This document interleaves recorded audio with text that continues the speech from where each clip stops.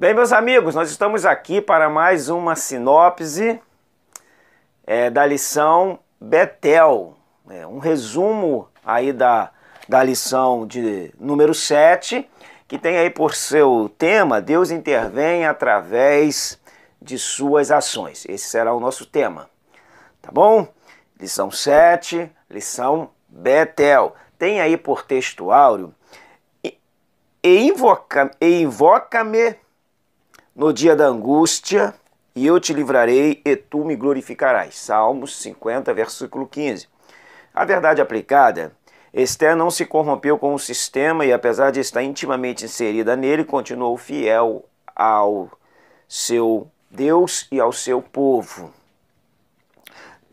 O objetivo dessa lição, os objetivos, é entender que a única alegria está no Senhor, destacar que o verdadeiro refúgio está em Deus e ressaltar a importância do jejum. Texto de referência está em Esther capítulo 4, versos 13 ao 16. Tá bom? Pedir você aí que, desde já, que comente aí esse resumo de aula, que você dê aí um like, um amei, deixe o seu comentário, compartilhe, para que outras pessoas possam também absorver esse conteúdo, tá bom? Não esqueça aí de se inscrever no canal e fazer aí a divulgação para que outras pessoas possam ser alcançadas e ter esse auxílio aí nessa lição, que nem sempre ela é lecionada domingo pela manhã. Isso vai variar aí do seu sistema, do dia em que a sua EBD está funcionando na sua igreja, tá bom? Deus intervém através da história, esse é o tema. Texto base está em Esther capítulo 4, do 13 ao 16. Bom, a introdução diz: nesta lição estudaremos que Deus honra o desejo profundo de cada cristão em estar em sua presença e que a oração e o jejum são recursos que o povo de Deus não deve desprezar, principalmente em dias difíceis e trabalhosos. Olha, a oração e o jejum nós não devemos desprezar. Isso são armas espirituais que o povo de Deus sempre usaram. Ele sempre usou o jejum e a oração como arma espiritual. O jejum ele é tão eficaz que até os satanistas jejuam para os propósitos deles. E claro, se eles jejuam imitando uma prática que está inserida no contexto bíblico, que desde o Antigo Testamento o povo tinha os seus acontecimentos, seus fatos, e variavam aí no estilo de jejum, ok? Então vamos lá, o ladrão de alegria, tópico 1. Na história de Esther vemos a tristeza do povo em virtude de Ramã ter roubado a alegria do povo judeu. Ladrão de alegria. Bom, o ladrão de alegria é aquela pessoa que ele faz de tudo para tirar a paz das pessoas. Ele faz de tudo para tirar o ambiente bom, o ambiente agradável, o ambiente gostoso, aquele ambiente favorável. O ladrão da alegria, ele está ali simplesmente para furtar a sua alegria, para deixar você deprimido, arrasado, porque as intenções, as conversações, a fala do ladrão de alegria é justamente situações que te coloca, que te joga para baixo. Então, todo cuidado com essas pessoas que podem ser intituladas como ladrão de alegria. O povo vivia um momento bom, o povo vivia um momento onde eles estavam gozando de uma liberdade.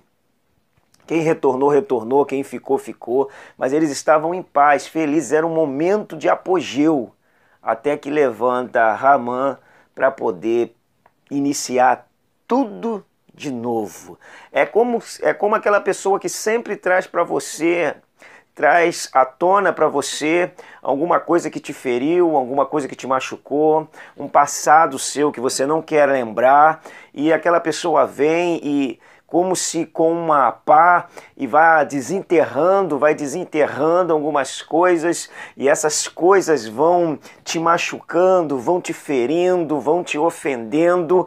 Tem pessoas assim, eles são coveiros que ao invés de enterrar, eles desenterram situações que para poder trazer o mal-estar entre as pessoas. Ramã era desse jeito, era o coveiro que trabalhava desenterrando situações adversas para entristecer o povo de Deus por ganância, por inveja, por simplesmente querer ser o que maior do que as pessoas sem ter condições para isso. Bom, lidando com as adversidades.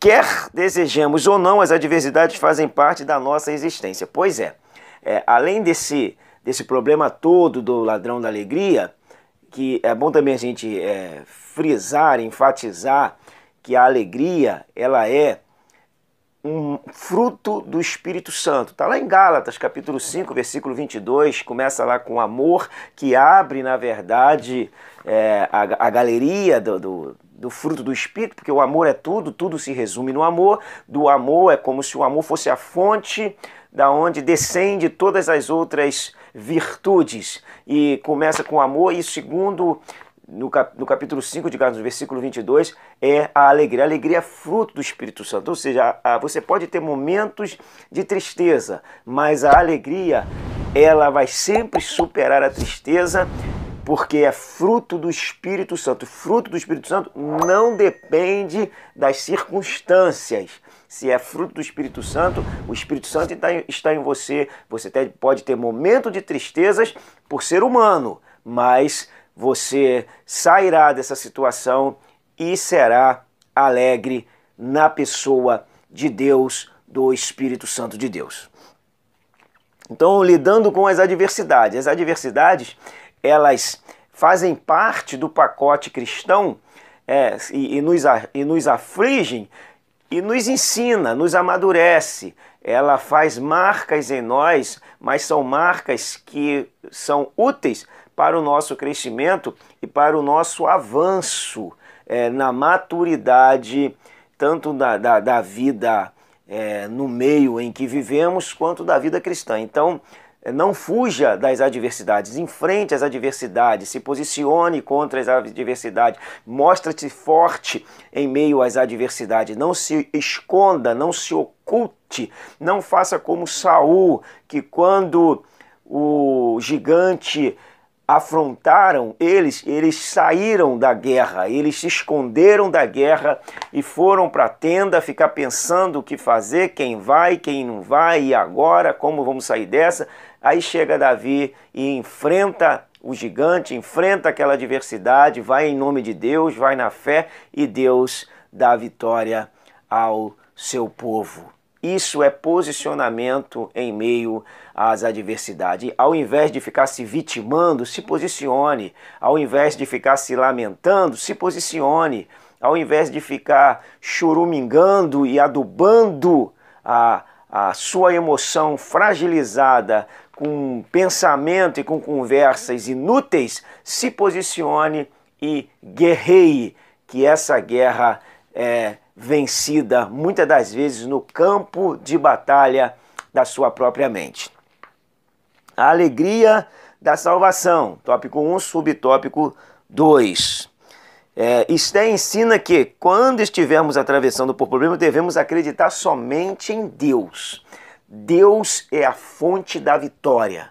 Deus é a fonte que nos dá condições de suportarmos, de lutarmos e de vencermos as nossas guerras. Então, essa alegria que é fruto do Espírito Santo que habita em nós, ela nos dá força, ela faz-nos pessoas mais capazes, mais fortes para superarmos momentos de adversidades. Então, ó, essa é a alegria do salvo, sabendo que mesmo em meio a toda essa turbulência, Deus é com a gente, Deus nos faz triunfar e nos dar a paz, que só é paz quando a guerra está acontecendo. Na verdade, só tem paz na guerra os preparados para a mesma. Só tem paz na guerra aqueles que se prepararam para entrar na guerra. Por isso que quando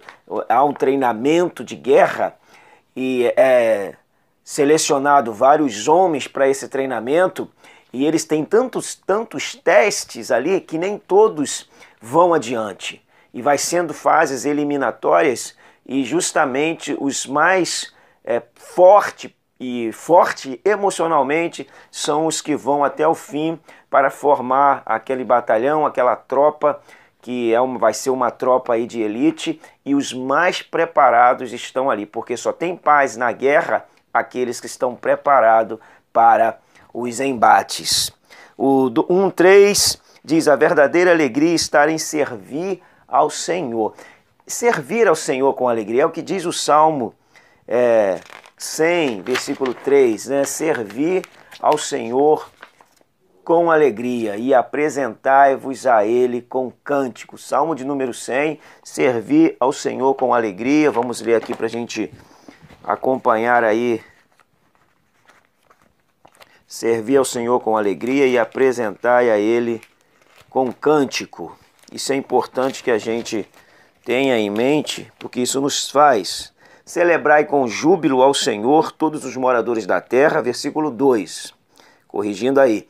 Servi ao Senhor com alegria e apresentai-vos diante dele com cântico. Então serve ao Senhor com alegria, louve ao Senhor e se apresente a Ele com cântico de louvor e de adoração ao Senhor, que é digno de toda a honra e de toda adoração. Vamos lá para o 2, tópico 2, diz: segundo a tradição persa, nenhum homem ou mulher poderia entrar na presença do rei sem ser chamado. No passado, os crentes enfrentavam seus problemas na oração e no jejum. É verdade, a primeira dama, a rainha, ela não poderia entrar sem ser chamada na sala do trono. A tradição diz que só uma pessoa poderia entrar na sala do trono sem ser chamado, que era o filho primogênito de um rei. Por quê? Porque este era o futuro rei, ele era sucessor ao reino. Então, o filho primogênito, esse poderia entrar no reino, no trono, na sala do trono, sem ser convidado, que o rei sempre iria aceitar, porque o trono futuramente seria dele.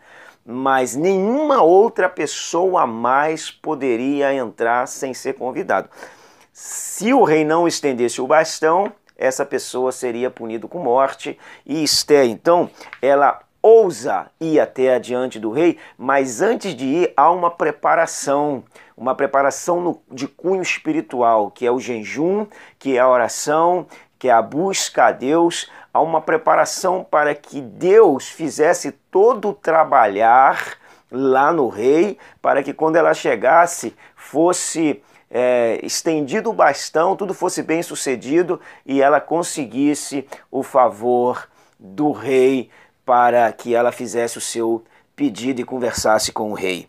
Então, antes de que ela se arriscasse, botasse a sua cabeça na forca, ela simplesmente fez um exercício espiritual, que é a oração e que é o jejum, que é muito válido e muito atual nos nossos dias. Então vamos aqui, a única saída era o Senhor. O jejum contribui para o quebrantamento e subjugar a natureza humana, sendo assim um verdadeiro exercício na prática da piedade. Olha o que o autor coloca a respeito do jejum. O jejum contribui para quebrantamento e subjugar a natureza humana, sendo assim um verdadeiro exercício na prática da piedade. Essa palavra piedade, ela tomou uma conotação hoje de que uma pessoa piedosa é uma pessoa boa, uma pessoa que faz boas ações. Mas o texto, na verdade, na palavra grega piedade, que vem do grego eusebeia, eusebeia é uma pessoa devotada a Deus, é uma pessoa consagrada a Deus, é uma pessoa que serve a Deus sem superstições. Ela é, na sua essência, uma pessoa que tem gana pela presença de Deus. É uma pessoa que tem uma verdadeira adoração, que tem uma verdadeira busca. Ela não tem superstições para servir ao Senhor. E o autor diz que assim um verdadeiro exercício na prática da piedade, ou seja, o jejum, ele subjuga a minha carne. O jejum, eu mostro para mim mesmo que o ventre não é o meu Deus. O jejum me quebranta. O jejum, ele não massageia o meu ego, ele massacra o meu ego, ele humilha a minha carne, ele me quebranta e automaticamente quando nós quebrantados pelo jejum, pela renúncia, automaticamente nós vamos criar uma sensibilidade espiritual. E por meio dessa sensibilidade espiritual, nós vamos buscar a Deus. E nós vamos estar sensíveis à voz de Deus e sensíveis a falar com Deus. O nosso coração estará um coração mole, um coração quebrantado. E o Salmo 51, versículo 17 diz o salmista: um espírito quebrantado e um coração quebrantado e contrito, Deus não despreza. O jejum traz essa situação para nós. Se você não tiver experiência com o jejum, pratique, faça fazer essa prática, exercitar essa prática do jejum. E, incentive a sua turma, os seus alunos a praticarem o jejum. Quem sabe a estarem todos os domingos pela manhã em jejum. Incentive os seus alunos a todos os domingos pela manhã estar jejuando a Deus. Conclame o jejum coletivo. Conclame um jejum individual. Pensa bem, você professor, olha como é difícil determinadas lições quando a gente entra nesse assunto se a gente não jejua. Como que você vai lecionar uma aula com propriedade se o jejum não é sua prática? Como que você vai lecionar essa aula com autoridade? Os alunos vão perceber o que tu está falando pela sua autoridade no assunto. Quando você pratica o que fala, você fala com autoridade. A única saída era o Senhor. O jejum contribuiu para o quebrantamento e subjugar a natureza humana, sendo assim um verdadeiro exercício para a prática da piedade, da eusebeia, da devoção a Deus. O 2.2 diz o altruísmo de Esther. Esther, com seu grande amor ao próximo, ela se preocupa com a situação e por ela se preocupar com essa situação, então ela vai fazer alguma coisa. É onde ela conclama tudo isso aí. O importante é quando você tem um líder que se preocupa não consigo, mas que se preocupa com seus liderados. O importante é quando a gente tem um líder e líder que eu falo é líder de qualquer departamento, que ao invés de querer ficar sempre no pedestal, ele tem empatia e se coloca no lugar do próximo e sente a dor do próximo e faz de tudo para ajudar o seu próximo. Esther era assim. Esther era uma altruísta, era uma preocupada com seu povo e por isso ela botou a vida dela, ela correu risco de morte por amor ao próximo. É lindo isso, não é verdade? E o 2.3, o bálsamo do amor de Deus. As Escrituras nos relatam que o povo de Deus vivia uma dura escravidão e as coisas estavam por piorar. Havia uma lei cuja ordem era matar todos os judeus, todos. Nós vamos ler um texto aqui para a gente entender melhor, que no livro de Esther, porque na verdade a ganância de Mardoqueu era buscar todos. Diz assim o capítulo 3, o versículo 13. E enviaram-se as cartas por intermédio dos correios a todas as províncias do rei. Todos os países que a Pérsia dominava era uma província medo-persa. Inclusive, se todas, né, logo, Israel, a Judéia, também era uma província. Então as cartas foram enviadas para lá também, porque já havia os judeus que haviam regressado, né? Todas as províncias do rei, para que se destruísse, matasse e aniquilasse de vez a todos os judeus, moços, velhos, crianças, mulheres, em um só dia. Ou seja, era o extermínio, era aquele espírito que teve em Hitler, de vontade de exterminar a nação dos judeus.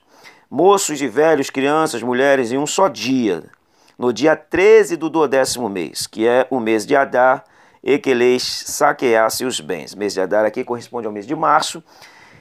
E contextualizando conosco, essa era a vontade dele, era ele exterminar todos. Mas Deus deu livramento ao povo dele e o feitiço de Ramã foi contra ele mesmo. Sempre quem deseja o mal é porque o mal está nele. Então evita desejar mal, deseja o bem.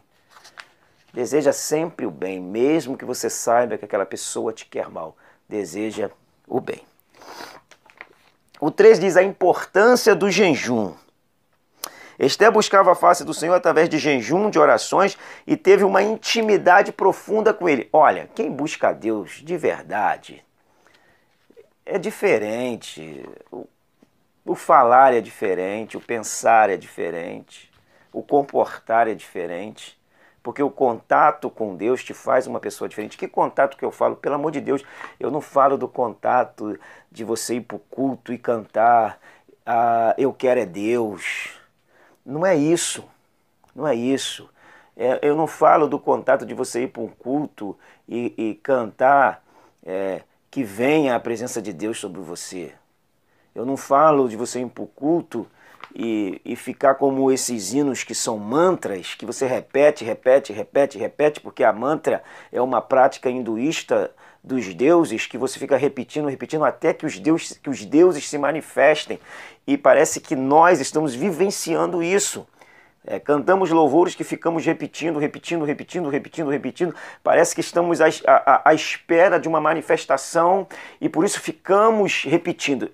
A manifestação de Deus ela é oriunda por meio de um canal limpo, por meio de um canal que tem contato, por meio de um canal que busque a Deus. Não adianta ir ao culto, cantar, se a sua vida dentro da sua casa e fora da igreja não é uma vida que corresponde à sua união e à sua ligação com Deus. Então, por isso que é importante a gente entender essa intimidade com Deus. Com a intimidade com Deus, nós vamos deixar de fazer muitas coisas que nós fazemos, que é justamente a ausência de Deus que sofremos, não percebemos, porque estamos constantemente na igreja. Estar na igreja não é sinônimo de relacionamento com Deus, ok? Vamos buscar a Deus. O jejum no Antigo Testamento. A lei exigia a oração e o jejum em apenas uma ocasião, que era o dia nacional, o dia da expiação, que era o dia do perdão nacional. A lei exigia, isso era uma exigência, mas havia outros, em outros momentos que o povo sentiu a necessidade de jejuar. E aí houve nós vamos ver aí várias passagens que os homens jejuaram, como Moisés jejuou, como Elias jejuou, e tantas pessoas jejuaram e viveram uma vida de jejum, e foi justamente esse exercício espiritual que trouxe determinados relacionamentos de determinados homens com o seu Senhor. A prática do exercício espiritual é muito importante na nossa vida cristã. O jejum no Novo Testamento. Aí nós vamos ver aí, no Novo Testamento, de igual modo, a prática do jejum também aparece no Novo Testamento. A Bíblia menciona Ana, que não se afastava do templo, servindo a Deus noite e dia com jejuns e orações. João Batista, Jesus que jejuou também, a igreja de Antioquia, Paulo e Barnabé eram exemplos. A gente vai ver exemplos aí de homens que viveram uma vida de jejum e tantos outros que tiveram uma vida de jejum. Você mesmo que já experimentou, já teve experiências, já vivenciou coisas fruto do teu relacionamento, da sua entrega, de você subjugar a sua vida por meio do jejum, da oração, para buscar a Deus. E isso é uma prática tão funcional, está na Bíblia, e se você experimentar, tirar da teoria para a prática, você vai ver que o que está na Bíblia realmente é algo experimental para nossas vidas e funcional para nós. O que Jesus ensinou sobre o jejum? Muitos cristãos ignoram o que a Bíblia diz sobre o jejum, ou receberam um ensino distorcido ou não receberam ensinamento algum sobre este assunto. O jejum é algo tão íntimo que se uma pessoa descrevesse a você como ela faz o jejum, já não seria um jejum autêntico. Jesus nunca desestimulou a prática do jejum. Ele mesmo exercitou e disse que quando ele fosse tirado da terra, seus discípulos jejuariam. Então nós vamos ler mais um texto aqui para a gente entender melhor o que nós estamos falando. Ele citou aqui Mateus capítulo 9, vamos lá, Mateus capítulo 9, versículo 15, que vai falar a respeito do jejum. Vieram depois os discípulos de João e lhe perguntaram: por que jejuamos nós, os fariseus, muitas vezes, e teus discípulos não jejuam? Respondeu-lhe Jesus: podem acaso estar tristes os convidados para o casamento, enquanto o noivo está com eles? Dias virão, contudo, em que lhes será tirado o noivo, e nesses dias hão de jejuar. Vamos entender esse texto melhor? Porque parece que eles não jejuavam e iriam jejuar após a morte de Jesus. Jesus está ligando aqui para eles, dando uma resposta a eles, não a respeito do jejum na prática do exercício cristão, do exercício espiritual. Jesus ligou o jejum aqui à prática do jejum por lamento, de que quando você perdia um ente querido, você recebia uma má notícia, havia a prática do jejum, de se jogar na cinza, de se sentar, de se colocar um pano de saco. Essa era a prática do lamento quando você sofria uma grande perda. Então Jesus liga a pergunta à sua partida e fala: não, dias virão em que eles vão jejuar. Enquanto eu estiver aqui com eles, eles não vão jejuar. Mas quando eu partir, eles vão jejuar. Ele está falando do jejum do lamento, do jejum do pranto, do jejum da perda, e não do jejum do exercício. Se a gente pegar o texto, por exemplo, aqui, adiantar um pouquinho o versículo, a Bíblia, anda umas folhas aí, e nós vamos encontrar aqui no capítulo 6, Jesus ensinando sobre jejum. Capítulo 6, versículo 16, Jesus diz assim: quando jejuardes, não vos mostrei contristado como os hipócritas, porque desfiguram o rosto com o fim de parecer aos homens que jejuam. Em verdade vos digo que eles já receberam a sua recompensa. Tu, porém, quando jejuares, unge a cabeça e lava o rosto. Fica tranquilo fazendo o seu jejum. Então Jesus ensinou a prática do jejum, viveu o jejum, falou para os seus discípulos que tinha demônio, que há demônio que só sai com jejum e oração.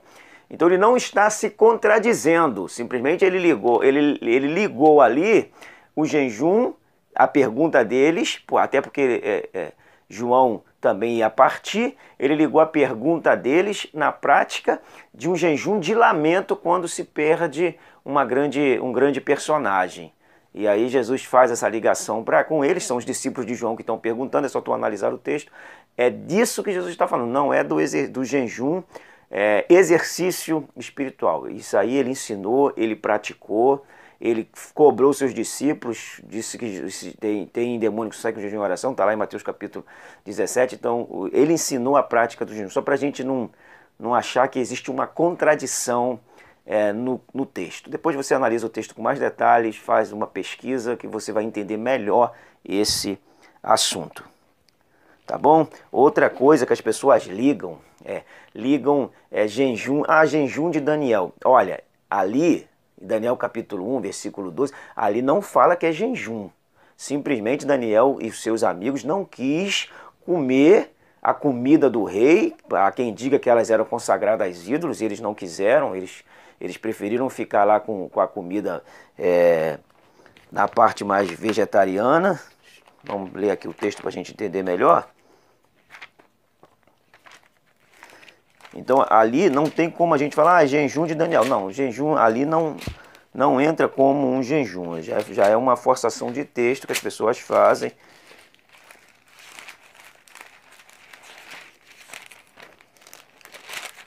Já achei aqui Daniel. Dá para a gente terminar já a nossa aula. Daniel. Experimento, peço aos teus servos 10 dias e que nos deem legumes a comer e água a beber. Então isso aqui não denota como um jejum. Não denota como um exercício espiritual. Eles simplesmente, não quero comer, dá a gente legumes. E eles serviram legumes para eles, dentro de 10 dias eles eram mais formosos. Então, esse negócio de jejum de não sei o que, de jejum de não sei o que lá, jejum de Face, jejum de redes sociais, isso aí você está se abstendo para o seu próprio bem, para o seu próprio bem emocional, o seu próprio bem moral. Não é um exercício espiritual. O exercício espiritual é quando você subjuga o seu corpo. O seu corpo. Para a gente poder entender, porque eu vejo muita mistura, muita confusão, e as pessoas criaram vários jejuns. O jejum que a Bíblia fala é aquele que você jejua, e quanto mais longo ele for, quando você começa a ter visão de coxinha, visão de Coca-Cola, visão de pizza, é porque você está atingindo o clímax desse jejum. Olha que coisa fundamental. Quem sabe, quem já teve experiência do jejum, sabe do que eu estou falando. Ok? Então nós estamos terminando a nossa aula aqui. Jejum e ora, busca a Deus, vai com a sua aula para domingo bombando. Deixa Deus te usar poderosamente. Deus abençoe a sua vida. Um beijo no seu coração. Até o nosso próximo encontro aqui, onde nós vamos voltar com mais uma sinopse, uma breve abordagem dessa aula. Tá bom? Lição Betel. Boa aula para você domingo. Fica com Deus. Um grande abraço. Fui!